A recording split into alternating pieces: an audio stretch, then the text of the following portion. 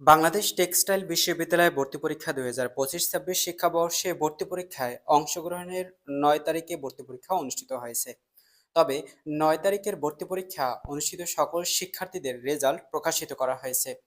বিজ্ঞপ্তিতে বলা হয়েছে যে বাংলাদেশ টেক্সটাইল বিশ্ববিদ্যালয়ে ভর্তি পরীক্ষা ২০২৫-২৬ শিক্ষাবর্ষে ৫২তম ব্যাচে ভর্তি পরীক্ষায় অংশগ্রহণের পরীক্ষার্থীসহ সংশ্লিষ্টদের অবগতির জন্য জানানো যাচ্ছে যে উক্ত প্রোগ্রামে ভর্তির লক্ষ্য ৯ তারিখে ভর্তি পরীক্ষা অনুষ্ঠিত ফলাফল সিদ্ধান্ত অনুযায়ী প্রকাশ করা হয়েছে।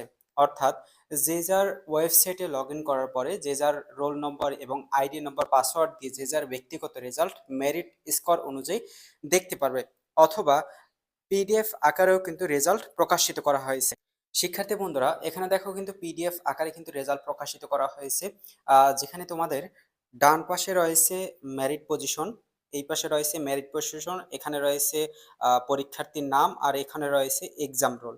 তোমাদের পিডিএফ থেকে তোমাদের কিন্তু রেজাল্টটা তোমরা খুঁজে বের করতে পারবে, অথবা তোমরা ওয়েবসাইটে যে যার রোল নম্বর অথবা পাসওয়ার্ড দিয়ে যে যার রোল নম্বর কিন্তু এখানে কিন্তু দেখতে পারবে। এখানে পিডিএফ দেওয়া হয়েছে ৮৭টি। ৮৭টির মধ্যে কিন্তু সকল শিক্ষার্থীদের যারা পাস করেছেন অথবা মেরিট পজিশনে রয়েছেন সেই সকল শিক্ষার্থীদের কিন্তু রেজাল্ট এখানে কিন্তু দেখতে পারবে। এখানে কিন্তু রেজাল্ট অনুযায়ী প্রকাশিত করা হয়েছে। এরপরে তোমাদের নোটিশ দেওয়া হবে যে সাবজেক্ট চয়েসের সময়সূচি দেওয়া হবে।